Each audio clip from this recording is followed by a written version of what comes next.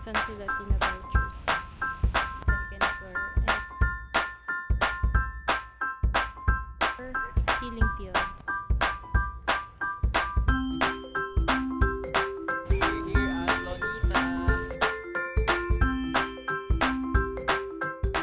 Currently 9:30 and nandito na kami sa lobby kasi paalis na kami. So nagbook ako ng Grab, tuk-tuk. Andyan na siya.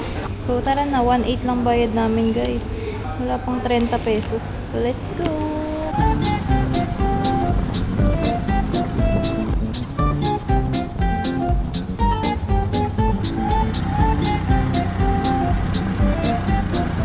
So guys, part 2 na to ng ating vlog and nandito na kami ngayon sa Giant Ibis para sumakay na papuntang Phnom Penh. So, nabook ko lang to online and matagal ko na rin siya nabook kasi punuan and maganda talaga tong company na to kasi very comfortable daw yung bus nila. So, ayan, 10 PM yata yung nasa harap namin pero kami 10:30 pa. So, waiting na lang kami. Parang, ano pa lang ngayon, 9:40 PM pa lang. So, magche-check-in na rin kami pagkadating namin dun kasi nakabook na kami for today. Yun yung tip ko sa inyo kung magsa-sleeper bus kayo. Book na kayo ahead of time para meron na kayo agad tutulugan and makapagpahinga na kayo. Kasi tulad namin, mag-tutor na rin kami agad after namin matulog later. So, yan. Very excited ako kasi gusto namin puntahan doon yung Genocide Museum and isa yun sa mga sikat doon. Tapos, yung mga War Museum, ganon. So, bago tayo mag Ho Chi Minh, at least nakadaan muna tayo ng Phnom Penh kasi iba, dumediretso na sila ng Ho Chi Minh. Ayan. Dito kasi merong ganyan na sleeper bus na may transit na sa Phnom Penh. So, at least yan, kung gusto nyo man na mag Ho Chi Minh agad, hindi nyo na kailangan magstay ng matagal sa Phnom Penh kasi diretso na kayo. So, dito na kami sa aming sleeper bus. Sabi pa tayo. Ano? Saya.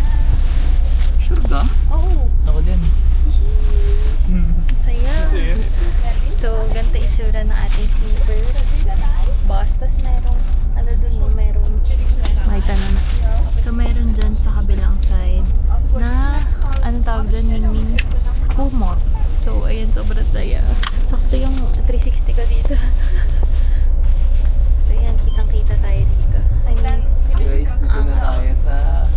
pinili ko yung baba kasi para hindi kami Yung mahilo. itsura sa loob. So, nabook ko pala to guys sa website nila and i-insert ko na lang dito kung magkano. Yan. Tingnan natin kung sulit ba dito. Pero so far, nice. May pa-water and meron ding plastic for the chinelas. Was weißt du, was ich jetzt eben mache? Also, ich finde schon gut, dass du es mit Humor nimmst.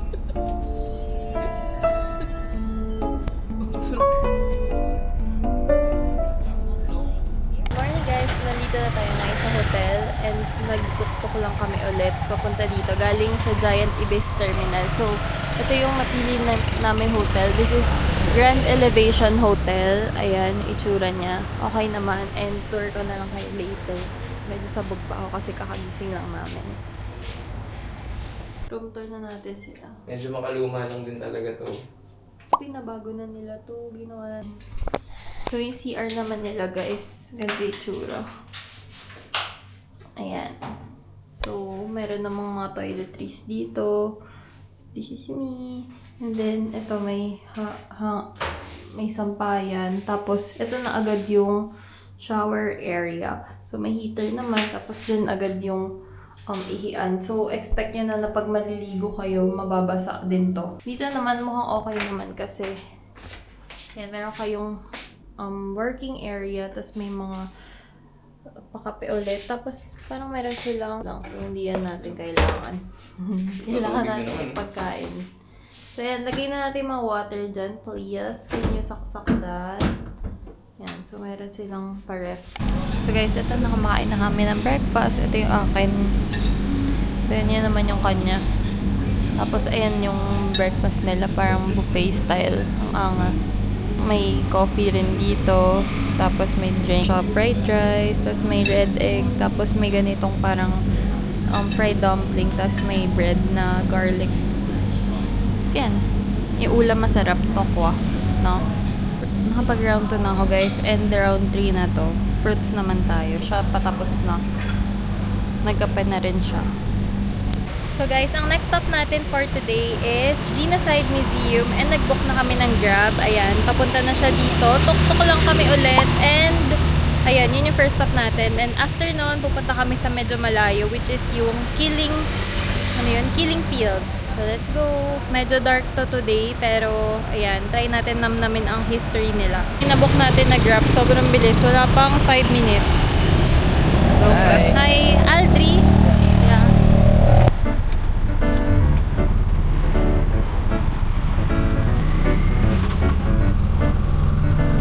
Hi, 2 tickets. Do you need a personal guide? How much for the audio? $10. It includes guide, audio or person same. Yeah, same Ah. price. Oh, audio or tour guide? Okay, tour guide. $3. Can pay card? No. Cash only? Okay, wait. Cash lang dun guys, so kailangan namin mag-withdraw. Okay, thank you. Here. Then the audio. So far, you plug it in and then press number 1 to get started. Okay, thank you. What? Parang dito masaya, mainit.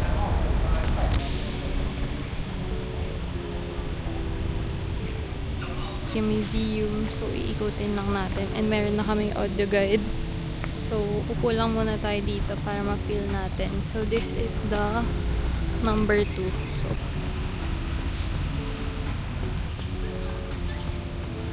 So, ito na guys, papasok na kami sa isa sa mga rooms, sa isa sa building. So, ito yung fourth part. And, ayan, papasukin na natin kung saan sila tina-torture. So, bawal daw maingay. Let's go. So, nandito na kami guys sa second floor. And, bawal kasi mag-video sa mga rooms. So, dito na lang sa labas. Ito na guys, yung building B. Ano tayo? 7. Ito, 7. 6. So, dito yung gallows guys. Dito daw tino-torture. Diyan sa malaking wooden area. So, basahin nyo na lang to. So, dito sa B guys, bawal kasi mag-video sa loob pero matatanaw nyo na yung mga pictures ng mga victims. So, yan. Sobrang dami talaga. And then, dito naman sa gitna, naglagay na sila ng memorial para sa mga victims dito. And meron pa dun sa kabila na building ulit.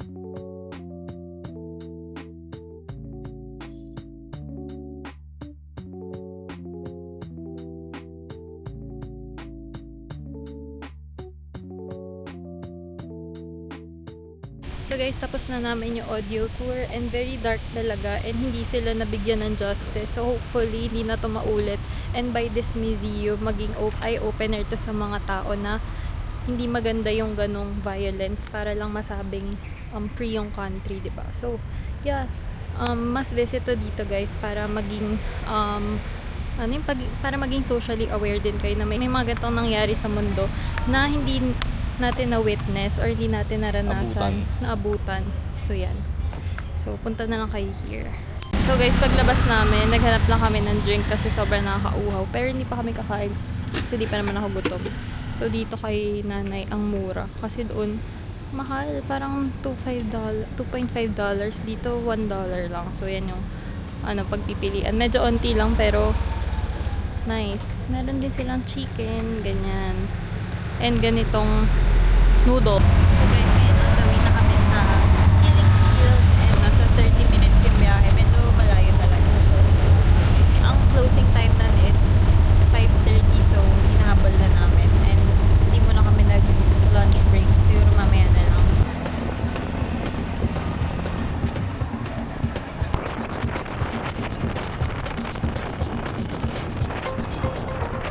So, nandito na kami. Ayan, ang map.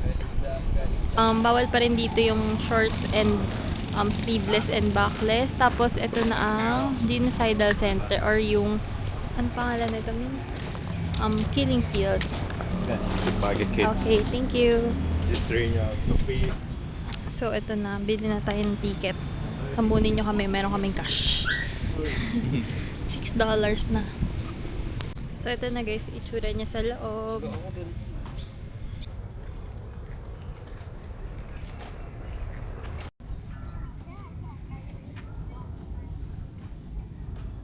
So, marami pa silang ganyan guys hanggang dun. So, check na lang natin. Pero, ayun yung nakasulat dito sa third one. Pang tanggal ng amoy at pang patay pa. So guys, naglalakad na kami papunta sa 7. Kasi meron silang binigay na ganito. Tapos, yung mga red na part, open mga Ming. Ayan. Itong mga red na part, yung mga important. Kung nagmamadali kayo, yun na lang yung puntahan nyo. So, ito na guys, yung mass grave. Grabe, 450 victims yung nilibing dyan. Paano sila nagkasya?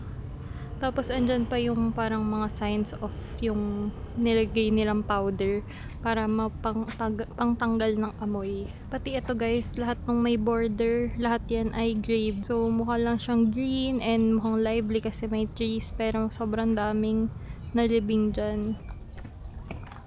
So, ito yung pond.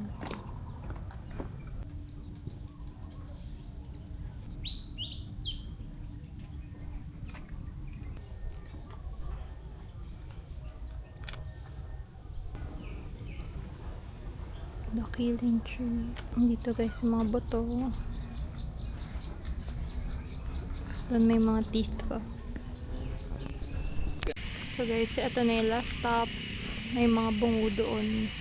Again guys, this is the Chongek Genocidal Center or Killing Fields in short. TCR lang kami din. Babalik na rin tayo ng city. Cambodia. So nasa tuktok na kami guys. And pupunta kami ngayon kay David's Noodles. Sikat daw yun dito na handmade noodles. Pero ni-research, hindi na ako masyadong nag-search. Kasi kakain din kami mamaya sa night market. So, yung saktong food lang. Kasi umiikot pa kami ng Royal Palace and Silver Pagoda. So, yung may stop natin for the day. So, we're now here guys at KFC and grabe, Pepsi ka pa onti rin. lang yung onti lang yung fast food dito. So, dito kami nag-end up kasi walang card. And naisip ko ang doon ay mag-grab pick up na lang kasi wala na kaming choice. Lagi na lang nilakad namin for this. And ayun, pagdating namin wala daw card. Ang galing. So, unlike sa Siem Reap, dito mas onti nag-accept ng card, which is surprising kasi ito yung city nila, diba? Pero yeah. So, let's eat. Sa wakas.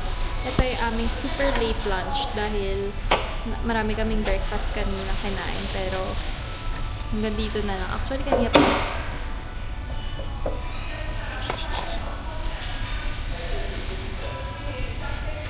So, next guys, ayan, naglalakad na kami papuntang Royal Palace and Silver Pagod na. Ako, pagod na.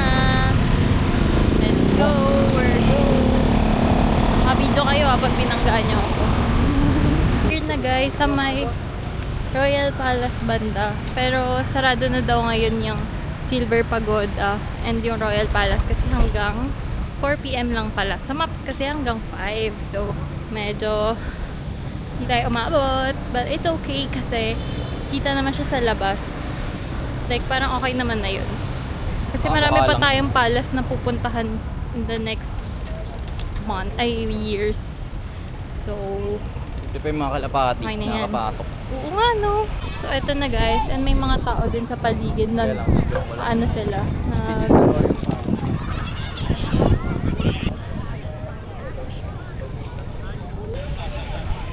We're here at Lonita. Magrarale lang kami. oh. Ngayon naman pupunta kami na Night market. for our last dinner here sa Cambodia. Tuktok lang ulit. Dadaanan na natin pa ulit. Nice. Ayan, super night mode tayo para makita niyo ang details. We're here guys. Ano yan?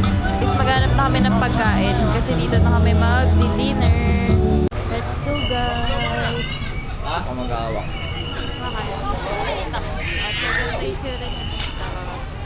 Pwede ba mabasa ako na nandito?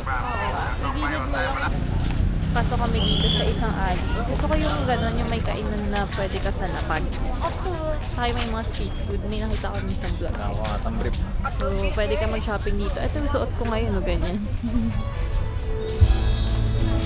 Saan tayo? Dito tayo sa gilid. Oh, may mga accessories.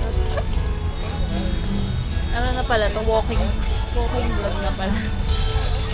Ayoko na. Ayan. Ayan na yung lapag. Traditional nilang way ng pagkain. Parang nagpipiknik. And then, dito yung kainan sa Order sahig. ka dyan, Parang tapos kakain ka dito. Mas grab. Yun doon. O yun doon. Parang dito yung marami tao. Alin? Kapatulis chinelas. trap na tayo. Tatanggal mo lang. Doon ka na dito na. Hey. So, ito ang kanilang menu, guys. Ayo, ba't ang mahal naman yan? Walang ano, mura. Ayun, yung turo-turo lang dun.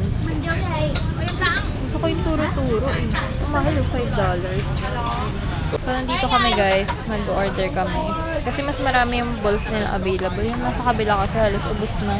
So, baka orderin namin tong fried noodle beef and magtitingin kami dun sa kabila ng ano nila, barbecue. Tara. So, ito guys, yung barbecue naman nila. So, pipili kami siguro ng kahit dalawa lang or 3, no? 2 or 3. Gusto mo ng big mushroom. Parang masarap din. Nag-order na kami ng chicken. Saka yung kanina, mga barbecue. $1 sticks. So, pura na yun. Pero kasi sila lang yung may barbecue eh. Yung iba wala. So, buti na naglakad pa kami papunta dito kasi doon puro balls lang. Parang puro shabu-shabu lang. Isa yung mushroom ng Taiwan. Check natin yung version nila. O, sige, pero ayan yung iba nilang menu. Actually, marami mga lumpia-lumpia, no? Gusto ko nga matry eh. Dumating na isa sa mga order namin, guys. That's the Cambodian noodles with barbecue. So, $2.5 lang yan. Yan na lang pala in-order ko instead yung beef noodles. So, yan. So, ang $1.5 niya na giant mushroom. Tinapak ang mushroom.